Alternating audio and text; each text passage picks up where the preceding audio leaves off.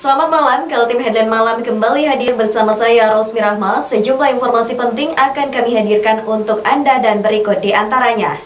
Panen kangkung dan ikan lele di Kampung Tangguh, Balikpapan untuk membantu pemerintah dalam ketahanan pangan.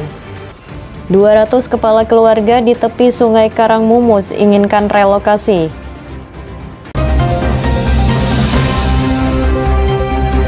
Kita awali Kaltim Headline malam kali ini. Pangdam 6 Mulawarman dan Kapolda Kaltim melakukan panen kangkung dan ikan lele di Kampung Tangguh, Sumberjo, Balikpapan Utara. Selain itu, warga juga mendapatkan sembako dan bantuan bibit ikan nila. Berikut informasinya. Pangdam 6 Mulawarman Maijen TNI Subianto dan Kapolda Kaltim Irjen Pol Muktiono beserta Wakil Wali Kota Balikpapan dan Forkopimda pada Kamis siang melakukan panen kangkung dan ikan lele di Kampung Tangguh di Kelurahan Sumberjo, Balikpapan Utara. Panen kangkung dan ikan lele secara serentak ini di tengah pandemi COVID-19 untuk membantu pemerintah dalam ketahanan pangan. Ikan lele sebanyak 9.000 ekor dan ikan nila sebanyak 4.000 ekor. Ikan lele, nila, dan kangkung ini dibagikan kepada warga sekitar dalam upaya membantu perekonomian di tengah virus COVID-19. Pangdam 6 Mulawarman Maijen TNI Subianto mengatakan secara nasional Pak Kapolri dan Panglima TNI mencanangkan Kampung Tangguh dan ini sudah dimulai di tingkatan RT hingga ke atas. Ini tadi Bapak Panglima TNI, Pak Kapolri secara serentak nasional mencanangkan Kampung Tangguh, diantaranya adalah masalah ketahanan pangan. Dan kita tahu ini sudah dimulai tingkat RT, RW, desa, sampai dengan kecamatan di masing-masing kota kabupaten, dan salah satunya di tempat ini tadi saya sama Pak Kapolda juga secara live mengikuti kegiatan Bapak Panglima TNI dan Pak Kapolri. Panen raya Nusantara serentak seluruh Indonesia bersama Panglima TNI dan Kapolri, dan tadi hadir juga Menteri Lingkungan Hidup dan Menteri Desa tadi ya, Menteri Desa. Untuk di Kalimantan Timur sendiri di Jenderal, selain Balikpapan di mana Jenderal? Seluruh wilayah kita laksanakan juga di Polres dengan kodim-kodim. Ada berapa ribu bibit tadi Jenderal? 4.000 bibit nila ya. Tapi lele kemarin ada berapa ribu? Lelenya 9.000. Nah, lelenya. Mudah-mudahan ini bisa bermanfaat bagi kita semua, bagi masyarakat, dan pada kita semua tentunya sama, TNI, Polri, dan masyarakat. Sementara itu, Darko Wiono, warga RT 40 Kelurahan Sumberjo menyampaikan, bantuan yang diberikan berupa bibit nila sangat membantu masyarakat, sehingga hasilnya bisa membantu ekonomi masyarakat. Dalam mengatasi pandemik COVID-19. Pak, tadi dapat apa aja? Dapat bantuan ikan nila. Bibit ya? Bibit. Rencananya mau ditebar di mana? Di sebelah rumah. Ada sudah bikin kolam ya? Iya. Selain panen kangkung dan ikan lele, Kapolda Kaltim dan Pangdam 6 Mulawarman memberikan bantuan berupa sembako, ikan lele, kangkung, dan juga bibit nila kepada warga. Dari Balikpapan, Muhammad Idris, tim Kaltim TV.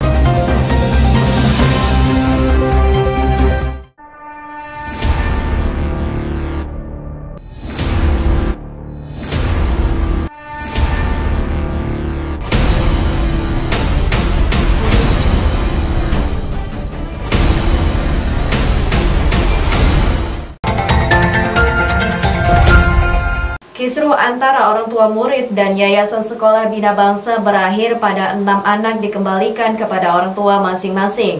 Kisruh berawal dari uang SPP selama masa pandemi COVID-19. Berikut informasinya. Kisruh antara orang tua murid dan Yayasan Sekolah Harapan Bangsa di Kota Balikpapan.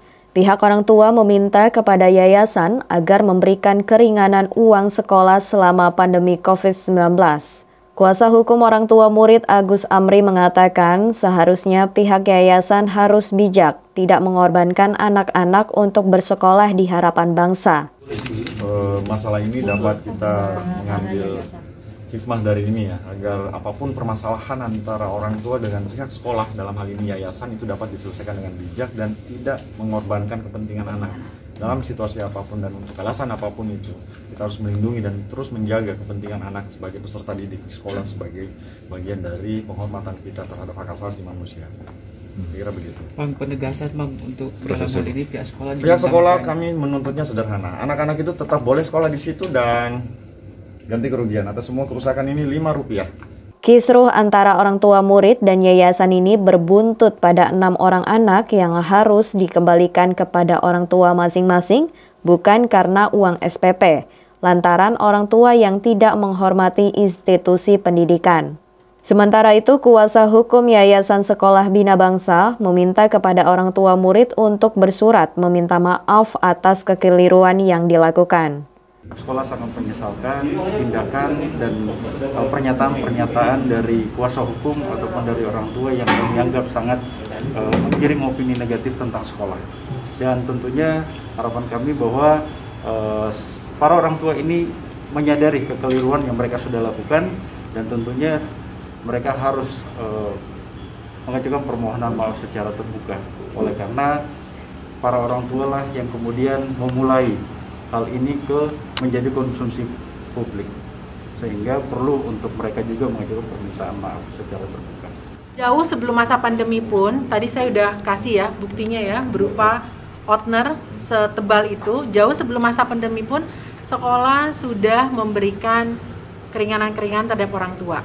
Dan pada masa saat pandemi ini, bagi orang tua yang benar-benar terdampak dari ringan, sedang maupun berat, sekolah melayani dan welcome, dan sudah ada beberapa orang tua yang kita layani.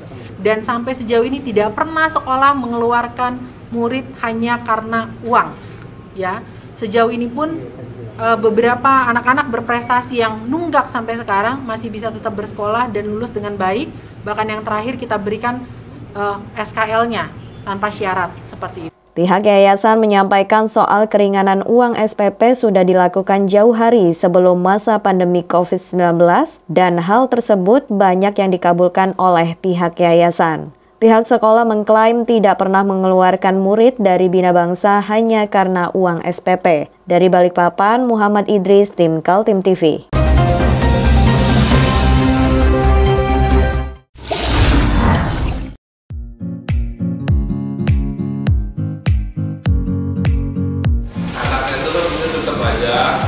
Cara mudah beriklan digital di Kaltim TV.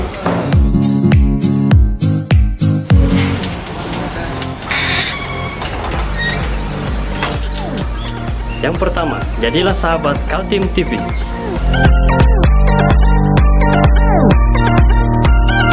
Dengan Rp1.000.000, para sahabat mendapat 20 kali tayang di slot berita kamu.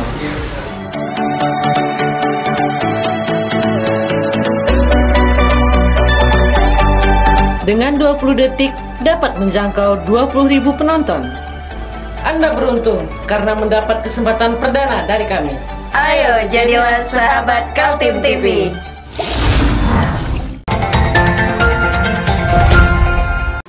Upaya membersihkan tepi Sungai Karangmumus di sekitar Pasar Segiri mendapat perlawanan warga. Sekitar 200 kepala keluarga menginginkan Pemkot menyediakan pemukiman pengganti sebelum dipindahkan. Pertemuan warga dengan pemerintah terjadi di gedung DPRD Samarinda. Puluhan warga datang menumpahkan keinginan adanya relokasi sebagai pengganti tempat tinggal mereka. Salah seorang warga bernama Nadira mengatakan pemerintah Kota Samarinda sudah melakukan sosialisasi rencana penggusuran rumah-rumah mereka. Dari beberapa kali pertemuan dijanjikan ada relokasi, warga dipindahkan ke lahan yang disediakan pemerintah. Ini sosialisasi, berarti kalau sosialisasi kita ini lakukan mengharap Pak. Pak Sunan mengatakan pada saat itu akan diberikan sebuah tanah yang sudah diberi fondasi beserta sertifikat IMB lampu air yang dicicil oleh masyarakat. Kemudian bahan bangunan akan diberikan oleh pemerintah berupa bahan bangunan, bukan berupa uang sebesar Rp35 juta. Karena janji pemerintah Kota Samarinda tahun lalu, warga berharap ada relokasi itu dilaksanakan. Namun sampai Juli 2020, ternyata Pemkot Samarinda hanya melakukan penggusuran dan tidak ada relokasi. Saya di sini bertanya-tanya, kok tiba-tiba langsung dipindah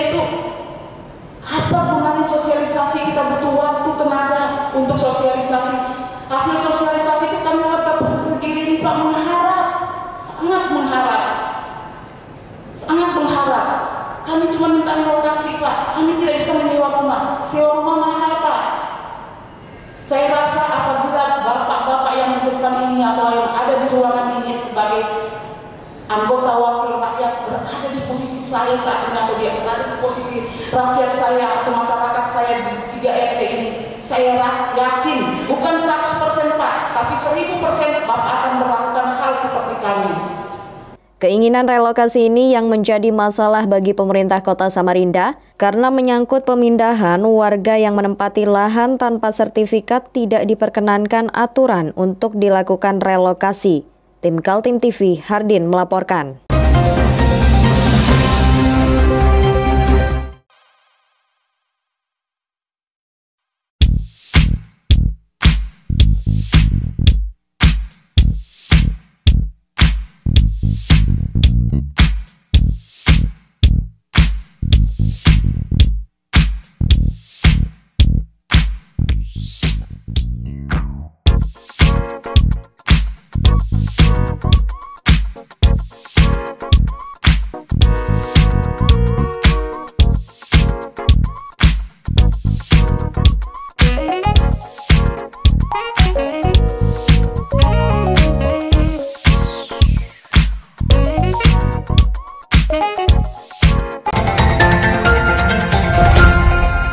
Salah seorang warga yang kena penggusuran di Pasar Segiri Samarinda sujud di depan Ketua DPRD Siswadi dan Sekretaris Kota Samarinda Sugeng Hairudin.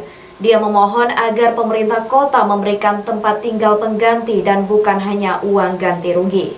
Aksi warga berusia 47 tahun bernama Nadira itu terjadi di gedung utama para wakil rakyat Samarinda. Saat mereka mengadukan nasib yang kini menimpa mereka digusur karena terkena rencana pemerintah menata tepi sungai Karangmumus dan penanggulangan banjir. Mereka hanya menyewakan, sementara mereka sudah punya rumah di luar dari Pasar Segiri. Cuma KK dan KTP mereka itu Pasar Segiri. Kemudian gudang dihargai juga, dapat santunan. Itu Pak, tolong Pak, kaji ulang lagi. Kami tidak minta banyak kok Pak, kami cuma minta direlokasi. Kami minta ditempatkan di tempat yang layak. Kami tidak bisa menyewa rumah Pak. Jadi saya mohon Pak dengan sangat, selama ini saya hanya sujud kepada Allah Subhanahu wa Ta'ala dan saya sujud kepada kedua orang tua saya. Tapi kali ini saya akan sujud kepada Tidak perlu.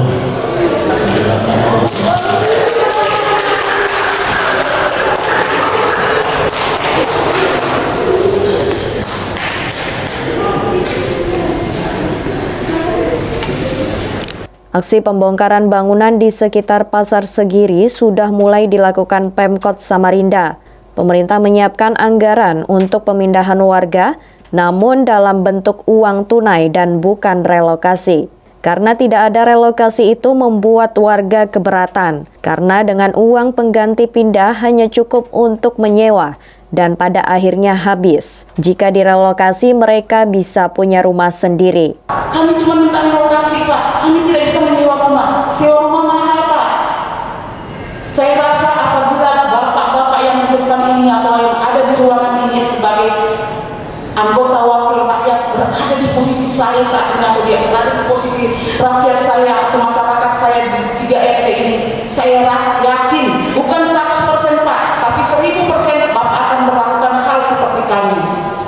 Jadi saya mohon kepada bapak-bapak di sini, saya mohon untuk memberikan, bukan kami hak, tapi berikan ya Pak, berikan tempat tinggal saja. Jangan kami digusur tanpa ada gantinya, kami tidak bisa. Tentang permintaan relokasi, Sekretaris Kota Samarinda Sugeng Hairudin menjawab, pemerintah tidak mungkin melakukan karena aturan tidak membolehkan hal tersebut. Tim Kaltim TV, Hardin melaporkan.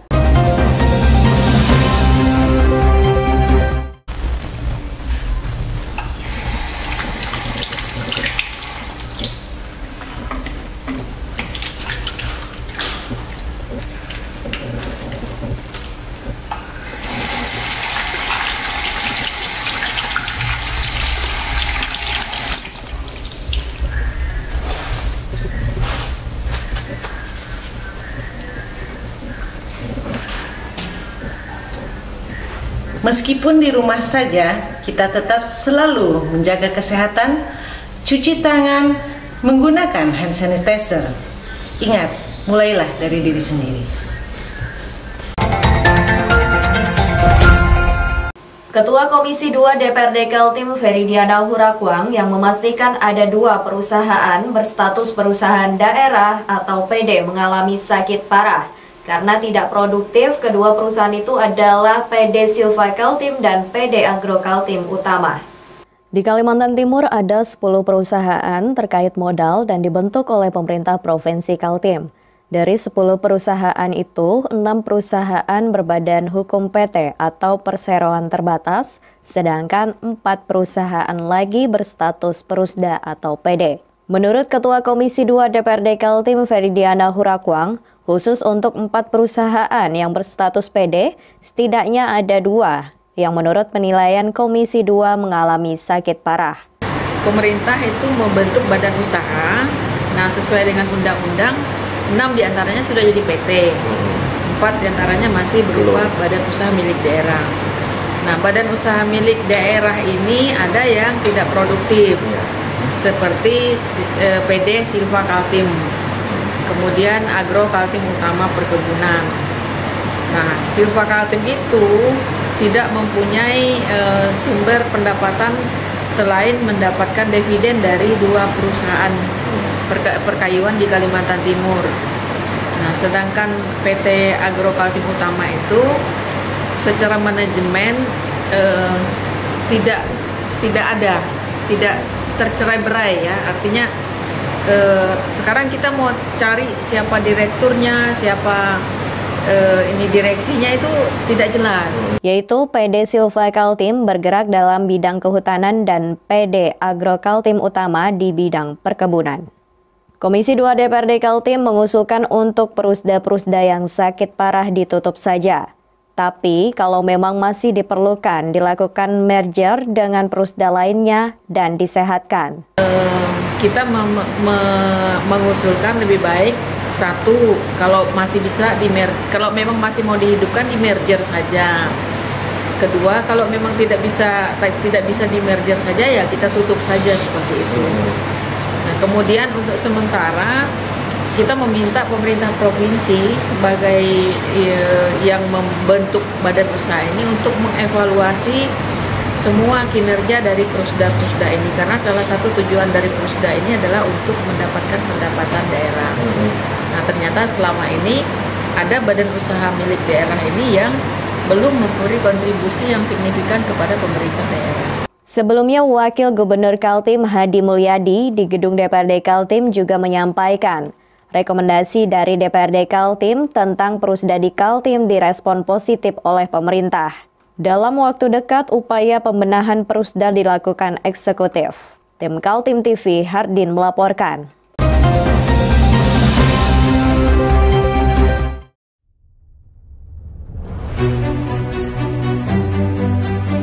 Hari ini kita ada kegiatan untuk membungkus sembako untuk dibagikan ke masyarakat yang membutuhkan karena COVID-19 ini.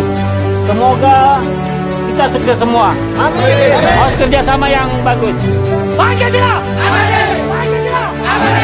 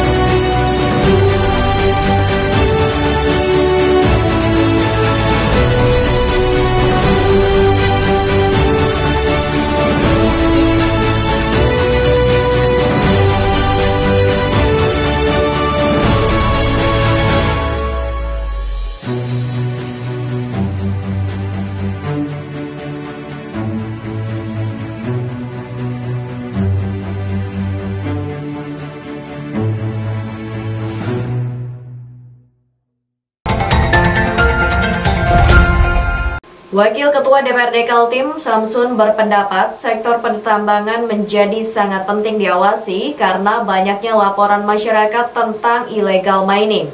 Pengawasan dilakukan dengan tujuan menyelamatkan terjadinya kerusakan lingkungan yang parah dan kerugian negara.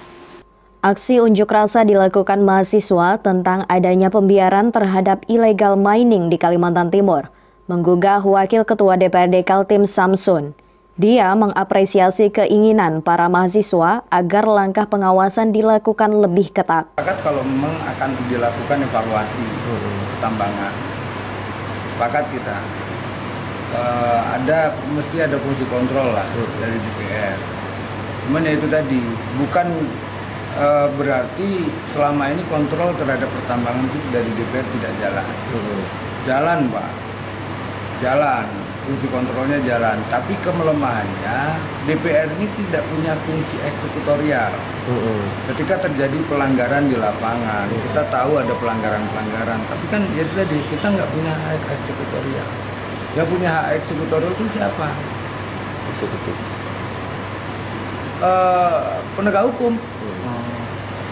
Penegak hukum. Begitu. Artinya kalaupun kita evaluasi sehebat apapun, kalau kemudian eksekutorialnya tidak memberi tindakan, kita lemah di eksekutorialnya nggak jadi apa-apa gimana? Gitu. Dalam evaluasi pertambangan menurut Samsun harus disertai dengan komitmen semua pihak, terutama pihak penegak hukum yang diharapkan bertindak tegas sebagai eksekutor. Setiap pelanggaran terjadi ditindak sesuai aturan yang berlaku. Sebelumnya bergulir agar DPRD Kaltim membentuk panitia khusus mengenai evaluasi pertambangan. Namun, menurut Samsun, terkait evaluasi bisa saja dibentuk pansus atau hanya komisi yang membidangi pertambangan. Tim Kaltim TV, Hardin melaporkan.